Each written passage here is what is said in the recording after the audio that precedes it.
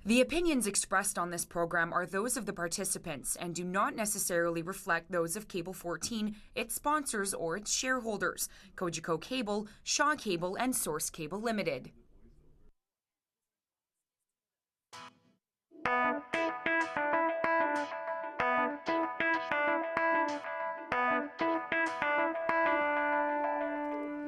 And welcome to the November 1st edition of the Opinionators.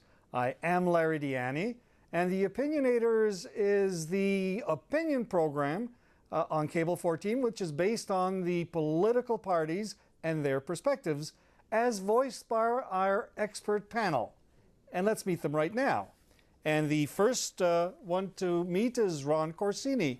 Welcome, Ron, and you represent the Liberal perspective, don't you? Yes, I do. And Larry, please, no more rain, go away. Well, Sandy, go away. Let's hope that that happens.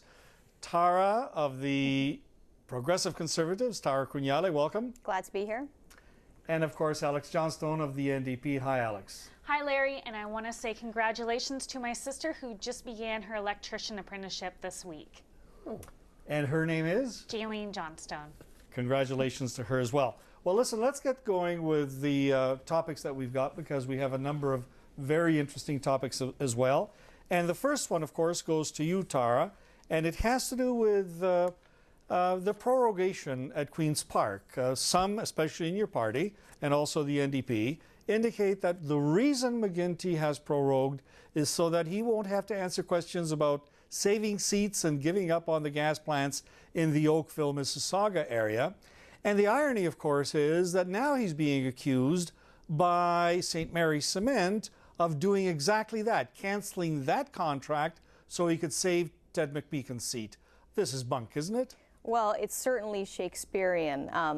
You know, he prorogues Parliament so he won't have to answer questions, but by doing that, he opens himself up to all sorts of other questions. Now, I grew up in Greensville in the Flamborough area, so I know what it's like to depend on a well system. And as someone that has lived there, as I said, I can understand why the people of that community really did not want a quarry there. And so I think in this particular instance, the government did play it right. They made sure that the quarry couldn't go there. They brought in new legislation so it would never happen. And sure, was it political? Of course it was political, but you know, it was also environmental. So in this case, I actually have to agree with the Liberals. You know, Ron, don't get too excited about all this. But I do, as I said, I do just find it slightly amusing that that this is played out the way it is. But I do think that St. Mary's Cement is being a bully. Alex, Tara has just pulled a Christie. Are you going to do the same? Well, I think that my only concern here is, you know, again, when it takes so long, and we could be, you know, up for $275 million is what this could cost the province for killing this deal. And I think that the Liberals need to get into the practice of doing the right thing right from the get-go, rather than waiting and costing us $275 million for a quarry, $600 million for a couple gas plants. It's adding up, especially when in Ted's riding, his community is currently asking for a brand new high school. So I hope that that they'll fork up that money and award Dundas a new high school. They certainly deserve it if they can afford to spend $275 million on canceling a quarry project. Ron, what do you say? Well, it's responsible government. The government did the right thing. They followed the people's wishes and about this quarry deal. And you know what? I think Ted McMeekin would have been elected anyway, even if this had gone through. So we have a responsible government. I mean, I cannot believe that anyone could talk, and thank you, Tara, because your words were words of wisdom and how this government should govern Ontario.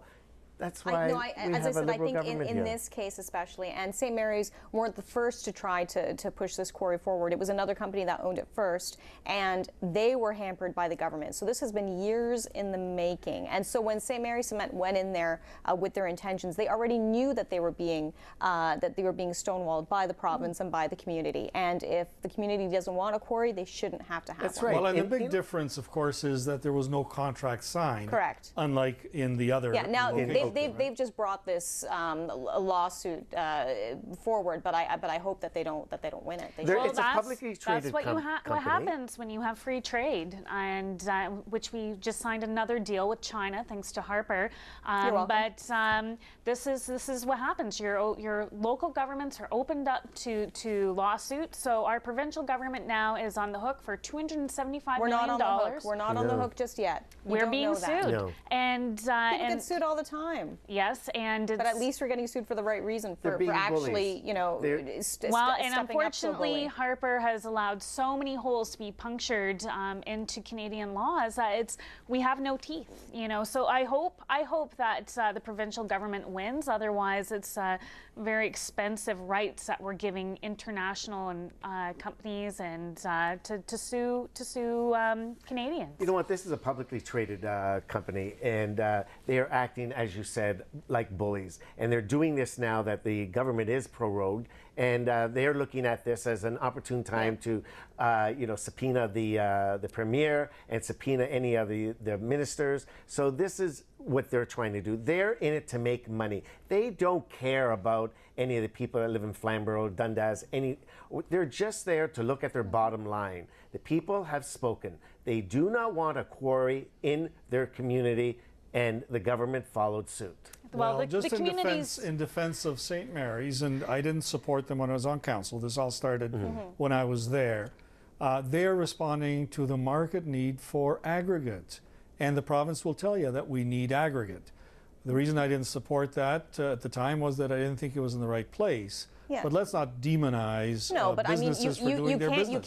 You can't get aggregate and exploit all of our well water in that area. And that's you're putting people at risk. Yeah. But you can put a casino in and exploit all the poor people. Oh, in that's the a area. whole other issue. Casinos are not polluting. All right, let me jump in there. They are Because we started with trying to save a seat, we went to free trade, and now casinos. It's time to go to the next topic. And Alex, actually, this one's for you. And it has to do with the teachers, who apparently are not backing down. First, they started with declining extracurricular activities. Then they were told to write bare minimum comments on the report cards. And now the public school teachers in Hamilton apparently are taking votes inching towards potentially strike action. If the education premier can't appease them, might one of the other leaders, might Andrea, for example, appease them as well, and how? And I thought that they couldn't strike anyway. Can you clarify? Well, Larry, I would like to clarify. I think that it's important for Hamiltonians to know that teachers' unions have to follow through this process. They have to file for conciliation. They have to file for a no board report if they are going to take this to court, which they are, and to hopefully for them be successful in court. They would have to demonstrate that they went through all the motions of showing the government that they disagreed with the legislation. And so filing for conciliation and a no board report is certainly a part of that. At the end of the day, is there going to be a strike? Hamilton, we don't know. We're not the first boards to go, so we will be paying attention across the province. There's a few other boards that will be going first. To know that in terms of the strike, or not the strike, but the job action that is being listed by the teachers' unions to their employees is more along the lines of withholding, I guess, job action. And they're putting students in the middle of this, and they promised that they wouldn't do so. But every action that they've done so far has done exactly that. I mean, by only writing the bare minimum on report cards, you're not upsetting the premier. You're affecting the students and the way that parents and their kids can now react to what they need to learn in school. By taking away extracurricular activities, the same thing. But we have to look at who will appease the teachers. And I don't think that any party truly can, because we have such a deficit in this province that the province has to push through with these wage freezes. It's just a necessity. And if the teachers' unions, which are very strong and in the past have been able to elect an NDP premier in the name of Bob Rae, and I think that once Bob Ray was done, they were unhappy with him too. They couldn't believe the things that he had done. And I think that anybody that gets into the position of premier is going to understand this is absolutely about finances. This and is anybody, about finances. anybody that takes that place at the helm as premier is going to have to put their foot down with not only teachers, because that's not fair, but they have to go all across the board. Teachers all agreed public to a wage service, freeze. I just want to remind Hamilton, the teachers agreed to a wage freeze. The issue that they have here is with their legal rights, that their bargaining rights, their collective bargaining rights, have been taken away. That is what they disagree with.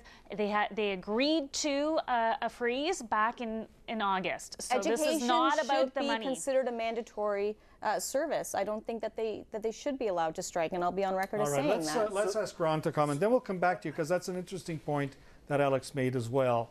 So Alex is we'll telling talk me about that teachers have until December the 31st to come together and come to some sort of agreement. I know that OECTA, the Ontario Catholic Teachers Association, they are talking. They are somewhat optimistic that some sort of deal will happen before the end of the year. Not all teachers are in this work action and work to rule, or wanting to write the bare minimum on report cards. And this is an individual decision that they are making on their own. The union is telling them to do this sort of thing, but a lot of them are acting very responsible. I understand that our rights, including mine, because I work in education, including mine, have been taken away. And I'm not happy with that at all.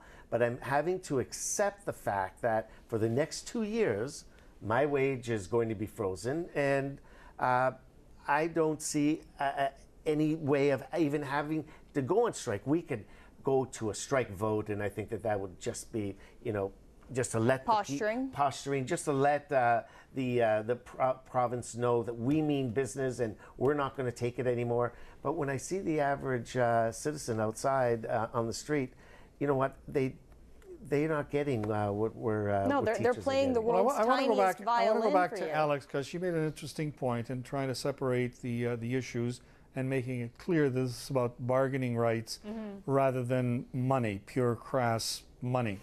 And I also want to point out, but what weakens the argument, though, and please respond, we've got about a minute, is that the Catholic teachers have agreed, they've reached a contractual agreement with the government.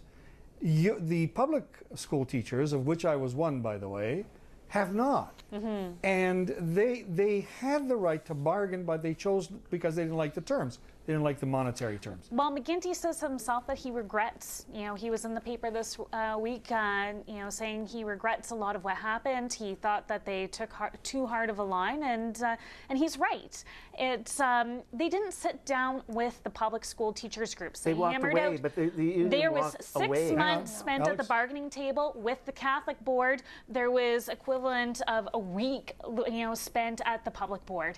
And So the Catholic went first and then the public? Exactly. Well, I think 6 that months they assumed that since that deal was reached with the one, that the similar deal would be reached with the second. And I will disagree with Premier Dalton McGuinty when he says that he's disappointed with the way that he handled the entire thing, because he did not handle it. No, it's true. He didn't handle it well. He should have been harder. All right. He should have been well, we're going to very leave it at that. certain We're going to about come what back he to wanted. this.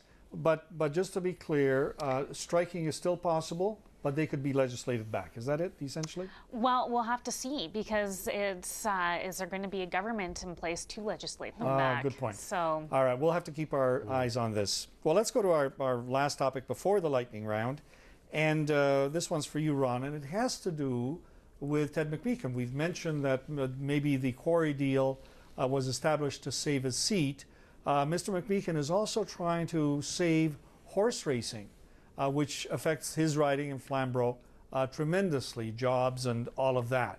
So he's come up with a plan. He's got these 3 former ministers who've come up with a report that says, you could save it if you did a number of things.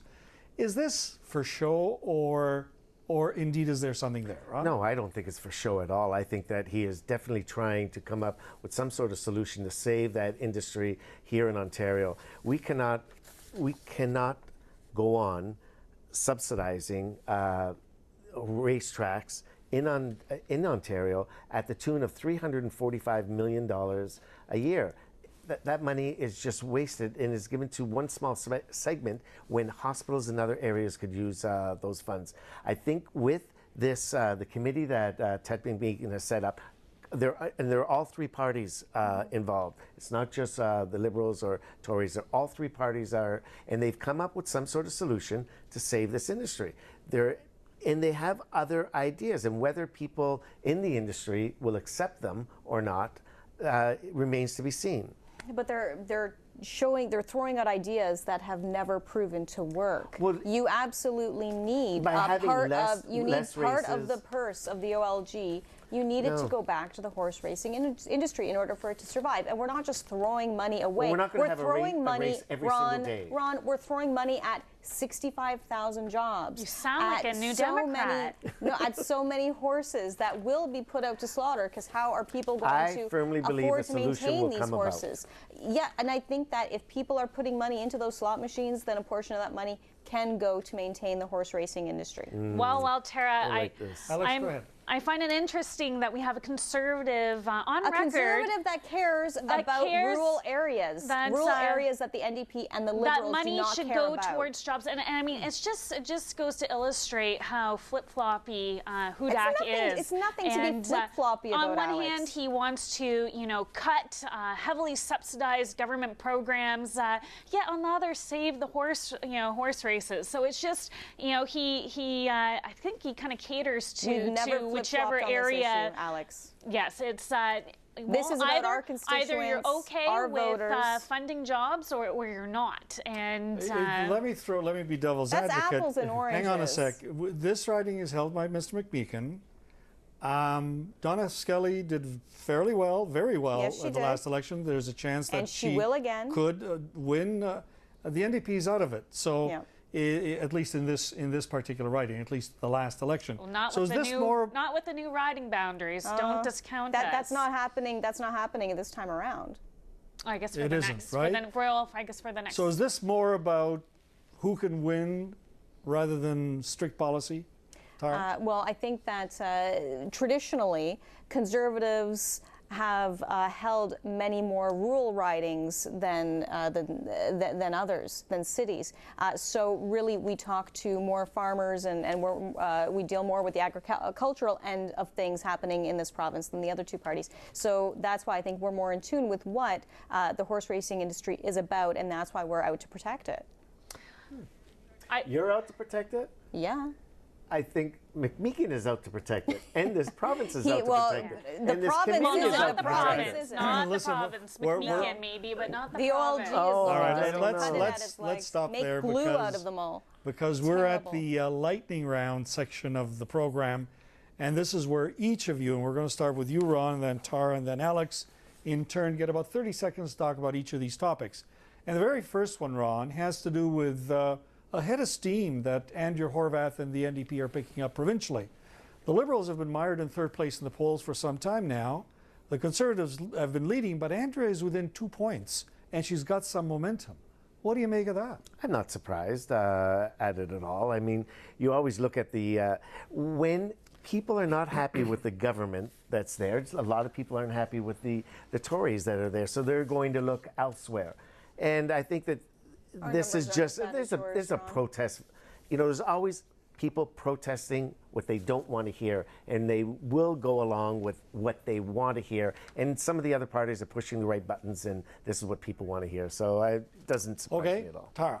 Well, sure. I do also believe that Andrea is going to pick up steam because she tells people exactly what they want to hear, that their party will give them the world, everything, every single service that they want free. The NDP will give it to them. The NDP haven't been tried out in Ontario for a number of years now, and I think that once it comes down to crunch time, those people that tend to think they're supporting Andrea will move to one of the other parties. And Alex. You know, I think that the people of Ontario it's not just a protest vote for Andrea. It's because she's offering real solutions, and she doesn't just promise anyone anything that they want to hear. She definitely took a lot of slack during the last budget for not going, I guess, hard enough to bat for issues up north and saving some of the jobs up north. That said, she was working with McGuinty to help balance the budget, and that's what she cares about is is making it work for the majority of Ontarians. Alex, we're going to go to another topic and move it up to the federal level. And it has to do with a group that's been in existence since 1945 to be precise, the Conference Arts Council of Canada. And about 18 months ago, the Harper government said that they were not going to fund them any longer. This is a coordinating group to help promote the arts across the country, in existence, as I said, for a long, long time. Is this a politically motivated cut that the Harper government is making? Well, I think it's part of that, sneaky $8 billion that's been cut, that wasn't publicized by the Harper government. I think that, Harper, he doesn't care about the arts. This is a group that I believe has been around for 62 years. How is it any different from cuts to advocacy and lobby groups such as the Status of Women or Aboriginal Health Council? Like, there's so many groups. Anyone who is, I guess a little bit oppressed, okay, he's making the cut. You're trying to compare painting a picture to Aboriginal health and abused women, and that just doesn't make sense. You know what? Cuts have to be made. Cuts have to be made somewhere, and we have been funding this group for many, many years, since I believe in the 1940s. There comes a time when a group like this has to become self-sustaining. We have offered them interim funding. They've refused it, and they're shutting their doors because they can't find the funding anywhere else, unfortunately. All right, and Ron? Well, I've been a patron of the arts for as long as I could remember. If you look at the art scene here in Hamilton, especially down on James Street, at this particular time, it's a shame that government is cutting this group off without having to have some other group take up its position and become more self-sustaining. I understand the fiscal responsibility that these governments are having to deal with. I understand all that, but there's some things that just should be left alone. All right, and Ron, you've got the floor again, and this one again, staying with the federal government, has to do with what Finance Minister Jim Flaherty and the federal Conservatives have been doing with their majority. And what they've been doing is cutting about $8 billion from the federal budget. And in fact, all of the stimulus money that the opposition parties felt was so important and the Conservatives agreed have been slowly being eroded away. So the question is this: is this responsible stewardship, or is this a problem? Well, it's a problem because it's not transparent. I want to know what they are exactly cutting, so people could be prepared on what to expect. If they're doing all these cuts behind closed doors, then all of a sudden, when you think there's funding there for a particular issue or for a particular agency, and it's not, then that becomes problematic for me. Tara? We are doing exactly what we said we would do in the election. We were voted in with a majority, and I believe that we are doing what the majority of the people of Canada want us to do. We are reducing the deficit. We are being responsible with the money of Canadians. And yes, there are some cuts, but there'll be little cuts across the board, and hopefully we can all move forward together. And Alex? There's a great article this week in the New York Times, and it was all about the austerity trap. You look at Greece, you look at the countries that have been making those austerity measures, they've been going deeper and deeper and deeper into debt. Yet when you look at the countries that have not been making those cuts and continue the status quo, you're actually seeing growth, such as Iceland, some of the Norway, Finland, all of those countries, they are actually making gains in their economy. This is not right for Canada. We're going to see a decrease in the GDP. We've already actually seen some of that. All right. And the last topic for the lightning round is yours again, Alex. And it has to do with Minister Bentley, the Minister of Energy in the province, who took such heat and came very close before prorogation to being cited for contempt. He was touted for the longest time as a potential leadership candidate to replace Premier McGuinty should McGuinty resign, and we know he's done that. Was that the reason that the NDP and the Conservatives attacked him, is to cripple him because he said he's not running? Is that good for the province, even though it may be good for the party, the other parties? No, they were holding his feet to the fire. They're holding him for account. I'm sorry, but just because we call you on your faults doesn't mean that that we're trying to take away a potential leader. If he was really serious about wanting to take on the leadership, he should have done a better job. Tara. Well, actually, we're mentioning Chris Bentley, and that was last week. Just today, Laurel Barotin said she won't be entering the race. There are quite a few bigwigs in the Liberal Party that should be entering this race, but clearly are not. We spoke last week about George Smitherman. He also said it's not in the cards for him to do this. So really, I'm wondering who is going to come to the forefront and well, nobody Kathleen Wynne announced, or and she Sandra is about to announce. Pupatello is about to announce. Right. But really, shouldn't more people want this job? Well, I don't know. I think politics is a really tough job, and I don't blame any of these people for not wanting to enter this race. I think, once you've had enough of it, it's time to get out, and I think that they're making the right decision for their own reasons. All right, listen, we're running a little late on time, so let me be very quick. My turn has to do with the cult of personality panel, and it has to do with the fact that Justin Trudeau, who is about the only candidate, known candidate, sitting MP, who's announced for the leadership of the Liberal Party, according to some very responsible polls, has vaulted the Liberals past third place, past second place, to first place. In fact, one of the polls recently published indicates that he would form a majority government if the election were held tomorrow. What's he said that is so significantly attracting Canadians? What's he done that is so significantly attracting Canadians?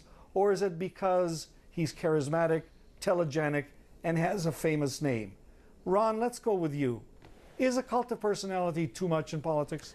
No, but it's part of it. I think with him, he's saying all the right things, especially with the middle class, that it's the middle class of this country that is running, is the engine. And I think this is what people want to hear. All right, and Tara. You know what? Cult of personality can work both ways. It seems to be going his way in terms of polling right now, but give it a few months and he'll get his foot in his mouth again. You'd vote for him, Alex, wouldn't you? No, I wouldn't vote for him. I'm very excited for the Liberal Party, but very concerned for Canada if he is to become the next leader.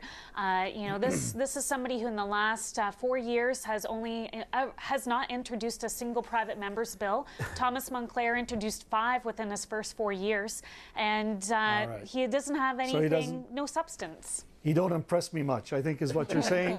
Listen, folks, thank you, panel, and thank you for watching. We're going to be back next week with more opinions by our Opinionators panel. Thanks for watching. Tara Crugnale's Hair by Ludi Mamoda Hair and Aesthetic Studio, 169 James Street North in downtown Hamilton.